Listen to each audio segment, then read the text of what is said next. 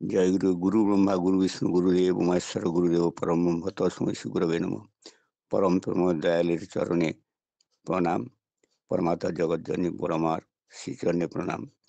পরম পূজ্যপাদ শ্রী শ্রী বড়দার চরণে প্রণাম।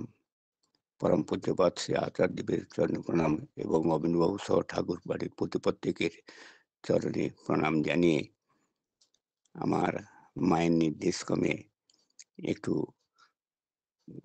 বলার চেষ্টা করছি এবং অনলাইনে যতজন দীক্ষাপ্রাপ্ত কর্মী এবং সবাইকে আন্তরিক প্রীতি ও শুভেচ্ছা ভালোবাসা জানিয়ে একটু বলার চেষ্টা করছি। আমার শিক্ষাগত যোগ্যতা কম, তো অনেক ভুলভাল ভাষা ত্রুটি হবে, তবু বলার একটু ইচ্ছা হয়। যেখানে সৎসঙ্গ যাই, জানি না পরম দয়ালের কথা বলার জন্য আমার ঋত্বিক দেবতা একটু সুযোগ করে দেন। তাই বাস্তব দাদা এতক্ষণ যে বলছিলেন যে এই সদ্গুরু স্বর্ণাপন স্বর্ণা মনন করো, সৎসঙ্গ আশ্রয় গ্রহণ করো, তোমাকে তো উন্নতির জন্য ভাবতে হবে না। বাস্তব আমি আগে আমি আমার মা আগে বলেছি, আমি আগে আমার জীবনে সারা জীবনটা প্রবৃত্তি কেন্দ্রের জীবন, শুধু অর্থ ছাড়া কিছু বুঝতাম না। কারণ আমার জমি জমা কিছু ছিল, শুধু চাষবাস কেমন করে দুটো পয়সা পাবো ছুটতাম, মানে যে ইয়েতে, আর গান করতাম। জীবনের দীক্ষার কথা বলছি। একদিন খড়গপুর এরিয়ায় মাবা বলে একটি জায়গা ছিল, সেই জায়গা থেকে গান করে ফিরতেছি, শ্যামচুকে ট্রেনে উঠেছি। এক দাদা এসে উঠলেন, এসে বলছেন, বাবা কোথায় গেলেন? আমি বলি, গান করতে গেলাম। না, ভালো ভালো, সদ্গুরু দীক্ষা পেয়েছেন? আমি সদ্গুরু? না, বলে হ্যাঁ। আমি সদ্গুরুকে, আমি তো দীক্ষা পেয়েছি, আমার বাড়িতে মৎসব হয়, আর আমি গান বাজনা করি, আবার ভক্তা হই, আর আবার সদ্গুরু কি? তখন তিনি বললেন, সদ্গুরু প্রয়োজনে আপনার বাড়ি বেয়ে পৌঁছে যাবে। আমি যেন তাকে বিদ্রুপের ছলে বললাম, আমি অপেক্ষায় রইলাম। যে পরম দয়ালের অসীম দয়া কি জানি না, তিনি কে যে আমাকে এই বাণীতে কথাটা বলেছিলেন সেটা আমি বুঝতে পারি না। কিছুদিনের মধ্যেই আমি বলেছি আমার স্ত্রীকে, মানে স্ত্রী হতেই আমি দীক্ষা পেয়েছি, এবং সপরিবার, সপরিবার বললেও ভুল হবে, আমি আশেপাশে এবং বহু মানুষকে ঠাকুরের চরণে, তার দয়া, আমি করি না, তিনি দয়া করে তার চরণে আশ্রয় দিয়েছেন, আমি উপলক্ষ মাত্র। প্রথম দীক্ষা নেওয়ার পরে আমি আমার মনে হচ্ছে, মনে ঠিক ফাল্গুন মাসে দীক্ষা নিয়েছিলাম, সৎসঙ্গে যাই, যেতে তারপর প্রথম যে এই যে উৎসব হয়, মানে 14 শ্রাবণ বালিচকে একটু উৎসব হবে, সেখানে আমার ঋত্বিকদা বলেছিলেন এই উৎসবে যাবেন। গেলাম। তো যেমন আত্মীয় বাড়িতে যেতে হলে সেখানে একটা কিছু, মানে উপঢৌকন বা টাকা পয়সা দিতে হয় বলে, আমি সেখানে দাদাকে জিজ্ঞেস করলাম, দাদা আমি কি দেবো? 100 টাকা দেবো? না, বলে হ্যাঁ। আমি ভাবলাম যে 100 টাকা মনে হয় অনেক বেশি, 100 টাকা দিলাম। দেওয়ার পরে কিছুদিন কেটে গেল, কেটে দেওয়ার পরে তারপর বাৎসরিক উৎসব হবে।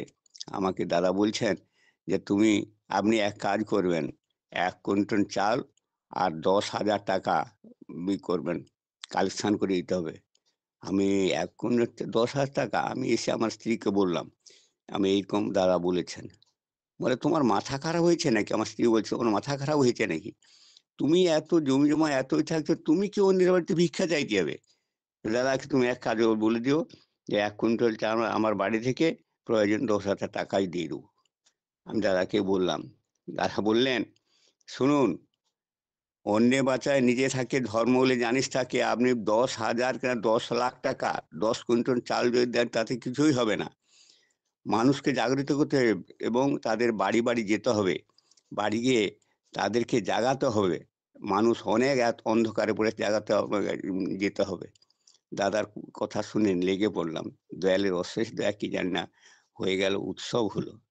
উৎসব হওয়ার পরে তারপর ওইটা হওয়ার পরে, এর আগে একটি ঘটনা ছোট্ট বলে দিই। আমাকে দাদা বলছিলেন, যেখানে উৎসব হয় আপনাকে ভাড়াই থাকতে হবে।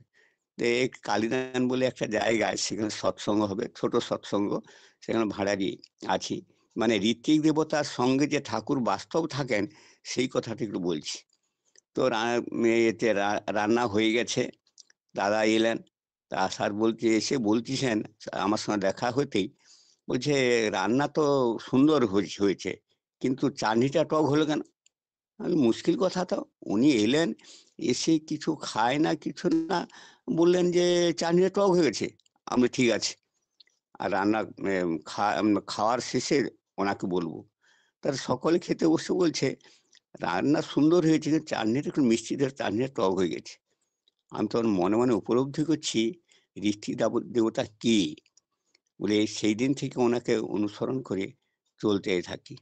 অনেক কিছু ঘটনা দাদা এই যে বললেন যে সত্যিকার যে তাকে তার নাম করলে যে বাঁচা যায়, রক্ষা পাওয়া যায় বাস্তব। একদিন সৎসঙ্গে যাচ্ছি, সৎসঙ্গে যেতে, যেতে তারপর সাইকেল করে যাতে আমরা রাস্তাঘাট খুব ভালো না, মানে গ্রাম অঞ্চল তো। তো কোথাও কাদা, কোথাও হয়তো একটু আধটু আছে, এইরকম অবস্থায় সাইকেল করে যাচ্ছি। একা রাগপুর বলে যে একটা জায়গা আছে সেখান থেকে সৎসঙ্গ করে ফিরছি। ফেরার পরে হঠাৎ একটা ইটের টুকরো যেন সাইকেলের চাকায় লেগে গিয়ে সাইকেলের ঠিক দিকে মানে যে নিচে দিয়ে গড়ে যাচ্ছে, মানে সেখানটা বন এবং জমি অনেকটা ডিপ। তো যদি পড়ে যেতাম সেখানে, তাহলে সারা রাত্রি পড়ে থাকলেও কেউ আমাকে কেউ জানতে পারত না যে এখানে একজন পড়ে আছে। তো গড়ে চলে যাচ্ছি সেই অবস্থায় আমি ব্রেকও জাম করি না, কিছু না। মানে করার ব্রেক জামটা শুধু বুঝতে পারি না। তো হঠাৎ সাইকেলটা থেমে গেল। আমি কি হলো, সাইকেলটা থেমে গেল কেন? তার সাইকেলটা যখন পেছন দিকে উ শোনা যাচ্ছে? শোনা হ্যাঁ, যায়নি হ্যাঁ নাকি? দাদা শোনা যাচ্ছে। হ্যাঁ, দাদা দেখলাম শোনা যাচ্ছে। বলুন দাদা। সাইকেলের চেইনটা এমনভাবে পিছনের ওই এতে জড়িয়ে গেছে, ওইটা কি পিছনেরটাকে মনে আসছে সেটা এমনভাবে জড়িয়ে গেছে যে যার জন্য সাইকেলটা এতটুকু গড়ে না। তার ট্রেনের লাইট জ্বেলে ওটাকে ঠিক করলাম। তার বাড়ি এলাম। আসার পরে মনে, মনে চিন্তা করছি, দয়াল কিভাবে রক্ষা করলেন? আর যদি ওখানে পড়ে যেতাম, কাঁটা বন অনেক নিচে, তাহলে তো কেউ বুঝতে পারত না যে ওখানে পড়ে রয়ে গেছি। আমাকে ওখান থেকে ওঠানোও খুব মুশকিল আছে। খুব মনে, মনে ভাবছি। আরেকটি ঘটনা বলছি। আমার একটু জমি জমা আছে। একটি মানে আমার নিজের লোক এসে বলছে, "দাদা, তোমার তো অনেক মানুষজন কাজ করছে। আমি তোমার বাড়িতে একটু কাজ করব।" আমি বলি, "আচ্ছা ঠিক আছে, কাজ করো।" দুজনে স্বামী-স্ত্রী এসে কাজ করতে আরম্ভ করল। করার পরে সুযোগ পেয়ে মানে শত্রু মিত্রও যেমন আছে, শত্রুও আছে। ওকে ইন্ধন দিয়ে কি করলো, আমার সেই জায়গাটি ভাগের অ্যাপ্লিকেশন করে দিল। করে দেওয়ার পরে আমি তখন ঋষি দাদাকে বললাম, সেই সময়টা দেওঘর যাওয়ার একটা উৎসব হবে। আমি দাদাকে বললাম, "দাদা, আমি ওই ঠাকুরবাড়ি যাব না। তো আমাদের একটা এরকম ভাবে ভাগ করে হিয়ারিং হবে।" আর আমি বলে, "আপনি না যান তাতে কোনো ক্ষতি নেই।" তো উনি বললেন যে, "ঠাকুরবাড়ি গেলে যদি চার্জ হয়ে এলে মনে হয় ভালো হতো।" এই কথাটা শুনে মনে যেন একটা ইচ্ছা প্রবল জাগলো। তখন আমি গেলাম। গিয়ে থাকলাম না। ২ দিন থেকেই পালিয়ে এলাম। আসার পরে যখন ইনকোয়ারিতে এসেছে, সকলে গ্রামের অনেকে বলছে আমি মূল মুসলমান পল্লীর কাছেই বাড়ি। শর্মিষ্ঠামা এসেছেন, দেখেছেন এই জায়গাটা। তো সেখানে সকলেই নাচানাচি করছে, এই জায়গা ভাগের করে হবেই হবে। কোনো উপায় নেই। বাস্তুর জন্য বাস্তু করে আছে, উপায় হবে না। আমি তখন আচ্ছা ঠিক আছে, দেখা যাক, পরম দয়াল আছেন। বলে ইনকোয়ারিতে যে অফিসার এলেন, আসার পর আমি গেলাম। আমি আমার বক্তব্য বললাম। তারপর যে ভদ্রলোক বেশি লাফালাফি করছিল সে আবার দেখতে এলো। সে বলছে, আমি তখন বলছি, ওনাকে জিজ্ঞেস করুন এই ব্যাপারটা। তখন সেই মুখে বলছে যে, "না, না, না, আমি কিছু বলব না। আমি দেখতে এসেছি। আপনারা এসেছেন, আমি দেখতে এসেছি।" তারপর এইরকমই করে হবে। যেদিন হিয়ারিং মানে অফিসে যাব, আমি একটা মিটিং ডাকবো সকলে, ওখানে যেন কেউ কিছু লোক যায়। এইজন্য আমি ধান কুটাতে গেছি। সেখানে প্রায় ২ বস্তা ধান নিয়ে গিয়েছিলাম। সেই ২ বস্তা চাল, কুড়া সহ একবারে সাইকেলে করে আসতেছি। আমার স্ত্রী আমার পিছনে আছে।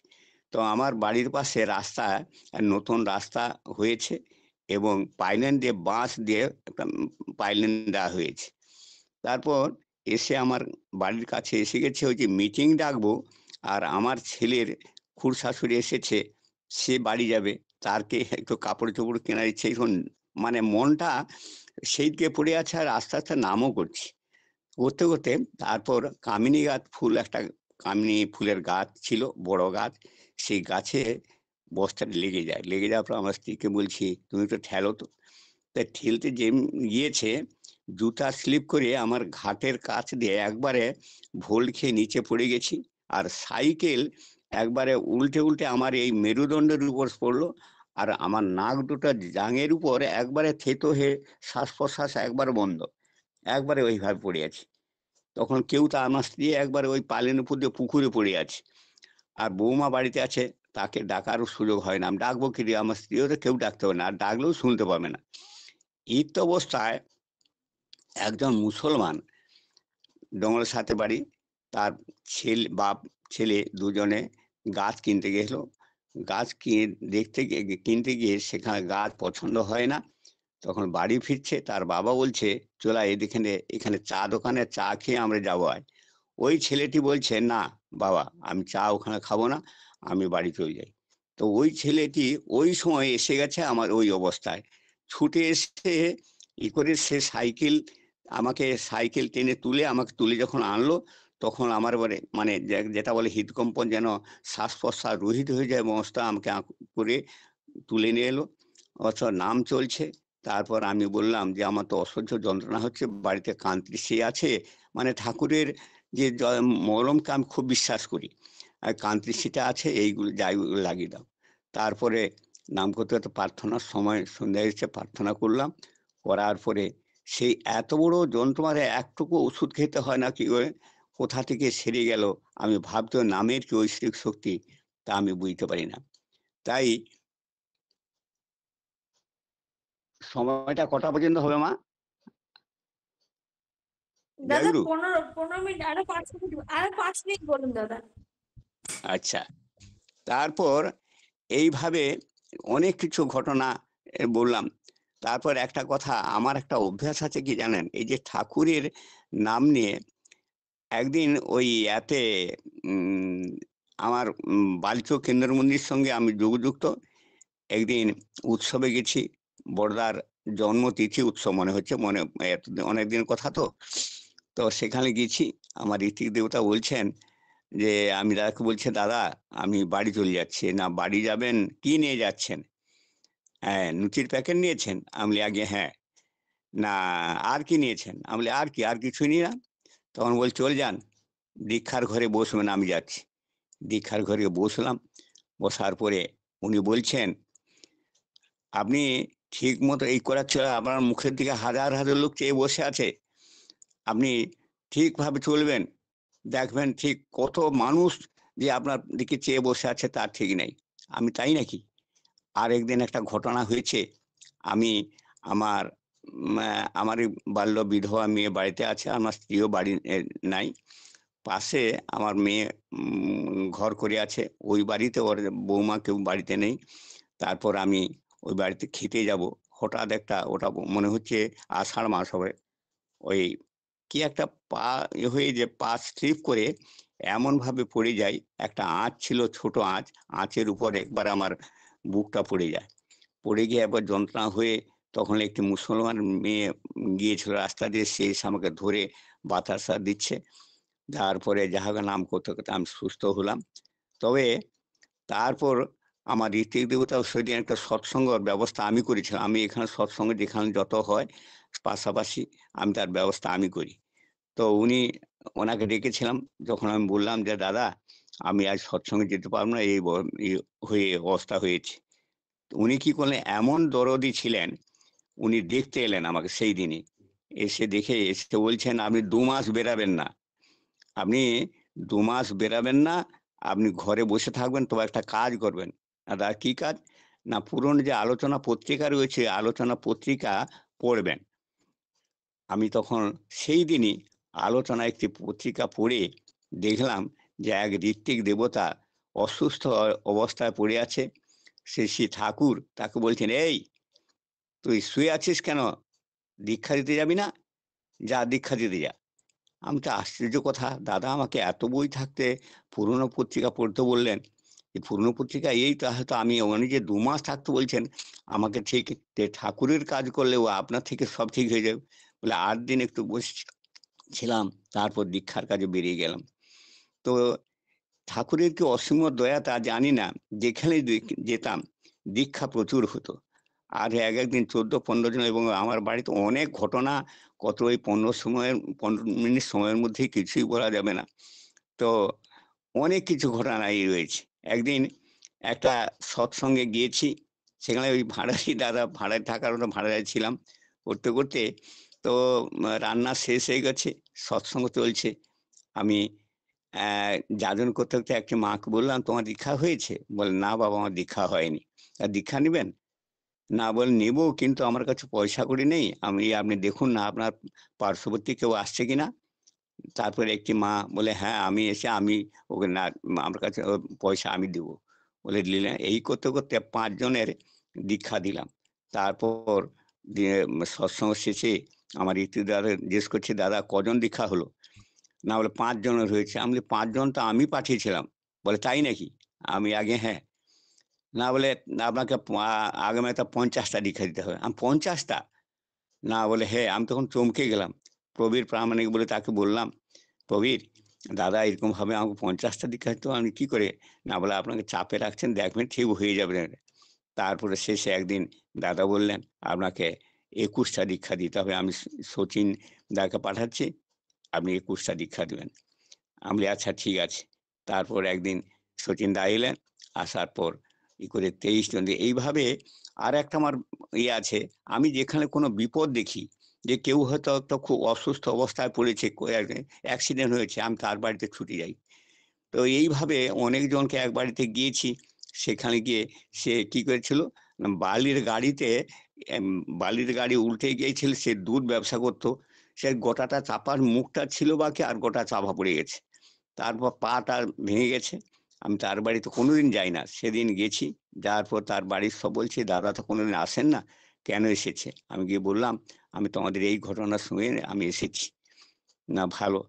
আমি বললাম, "আমি একটা কথা বলবো নাকি?" "না, ঠাকুরের সদ্গুরুর সদনামটা গ্রহণ করো না।" এক কথায় বলল, "হ্যাঁ, আমি গ্রহণ করব।" সেই বাড়িটি এখন খুব ইষ্ট, এতভাবে যদি আমি বলি, যেখানে যেতে হবে সৎসঙ্গ, যেখানে হবে বা করতে সবকিছু সে করে। এইভাবে আমরা প্রত্যেকেই যদি তার গুণকে, এবং ঠাকুর যে বলেছেন যে, "সদ্গুরু সন্নাম মনন করো, সৎসঙ্গে আশ্রয় গ্রহণ করো।" আর তিনি মানুষ কাঙাল, ভগবান দাদা এক্ষুনি বলছিলেন। একটা মানুষ কি তার চরণে দিতে পারি, আমি মনে করি আমি ধন্য, এবং জগতও ধন্য। তিনি খুব খুশি। তাকে খুশি রাখতে আমরা যেন সবসময় ব্যস্ত থাকি।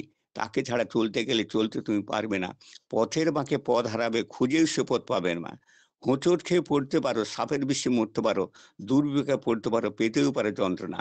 তাকে ছাড়া চলতে গেলে চলতে তুমি পারবে না।